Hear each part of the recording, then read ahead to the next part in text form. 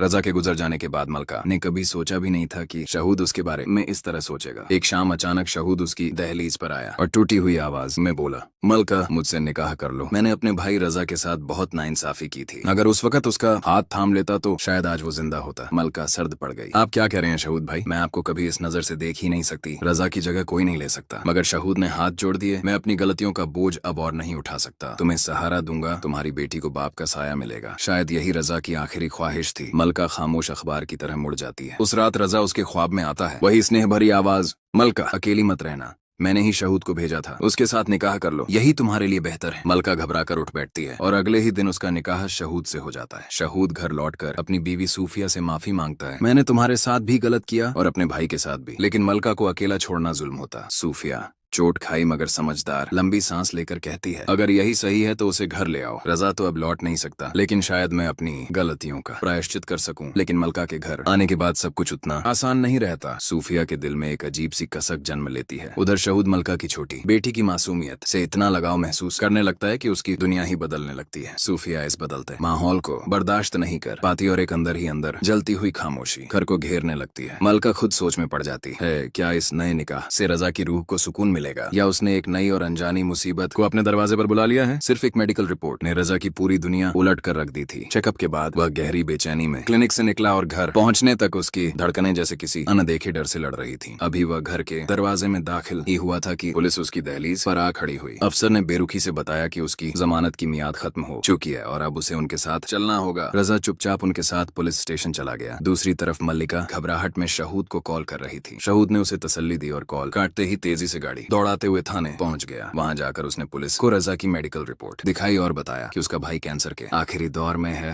शायद कुछ ही दिनों का मेहमान। शहूद की बात जारी ही थी कि रजा अचानक सामने ही गिर पड़ा। घबराकर शहूद उसे संभालता हुआ अस्पताल ले गया, जहां उसे तुरंत इमरजेंसी में भर्ती किया गया। शहूद ने मल्लिका को सब बताकर अस्पताल पहुंचने के लिए कहा और कुछ ही देर में मल्लिका भी हांफती हुई वहां आ गई। तीनों के लिए इंतजार की घड़ियां भारी थीं। काफी देर बाद डॉक्टर बाहर आया तो मल्लिका दौड़कर उससे पूछ बैठी कि रजा अब कैसा है। डॉक्टर ने धीमे लहजे में बताया कि फिलहाल वह खतरे से बाहर है, मगर अगर वह इसी तरह तनाव में रहा तो उसकी जिंदगी का वक्त और कम हो सकता है। फिर उसने उन्हें मिलने और उसे घर ले जाने की अनुमति दे दी। मल्लिका रजा से मिली तो उसकी आंखों में राहत और दहशत दोनों तैर रहे थे। घर लौटने पर शहूद ने रजा को बताया कि उसका केस पूरी तरह खत्म हो चुका है, अब वो आजाद है। यह सुनकर रजा ने गहरी सांस ली। रजा के वार्ड से अचानक अलार्म की चीखती हुई आवाजें उठती हैं। मशीनें बेकाबू होकर खतरे की तरफ इशारा करती हैं। मल्लिका घबरा कर आगे बढ़ती है। डॉक्टर कुछ करें, मेरे रजा को कुछ हो रहा है। उसकी कांपती आवाज पूरे वार्ड की हवा को भारी कर देती है। नर्स फौरन टीम को बुलाती है और चंद सेकंड में पूरा स्टाफ भागता हुआ रजा के बिस्तर के आसपास इकट्ठा हो जाता है। बाहर बैठा शहूद घंटों से दुआओं में डूबा हुआ था। अलार्म सुनते ही उसका दिल जैसे किसी ने मुट्ठी में जकड़ लिया हो। वो झटके से उठता है और दरवाजे पर लपकता है। मेरे भाई को क्या हुआ, मुझे अंदर जाने दें। नर्स हड़बड़ा कर उसे रोकती है, मगर उसकी बेचैनी काबू से बाहर होती जा रही है। दीवार के सहारे खड़े खड़े उसकी टांगें कांपने लगती हैं। दूर खड़ी सफिया पहली बार उसे इस तरह टूटता हुआ देखती है। उसके सीने में सालों से जमा नफरत का जहर एक पल को पिघलने लगता है। वह पास आकर नरम आवाज में कहती है, शहूद सब ठीक हो जाएगा, बैठ जाएं। वह उसकी तरफ देखता है, आंखों में डर, पछतावा और दर्द एक साथ तैरते हुए, मगर वो खामोश रहता है। अंदर डॉक्टर रजा की धड़कनें संभालने की जद्दोजहद में लगे हुए हैं। पल्स तेजी से गिर रही है। मास्क लगाया जाता है। डॉक्टर उसके सीने पर दबाव डालते हैं। मशीन की लाइन कभी उठती है, कभी आखिर सांसों की तरह सीधी हो जाती है। वार्ड में एक खौफनाक सन्नाटा फैल जाता है, सिवाय मशीनों की तेज बीप के। डॉक्टर दहाड़ता है, पल्स खो रही है फास्ट। उसी वक्त रजा की धड़कन मंद पड़ते ही उसके जहन में पुरानी यादों के दरवाजे खुलने लगते हैं। बचपन में शहूद के साथ खेलना, परिवार की खुशियां, मल्लिका से पहली मुलाकात,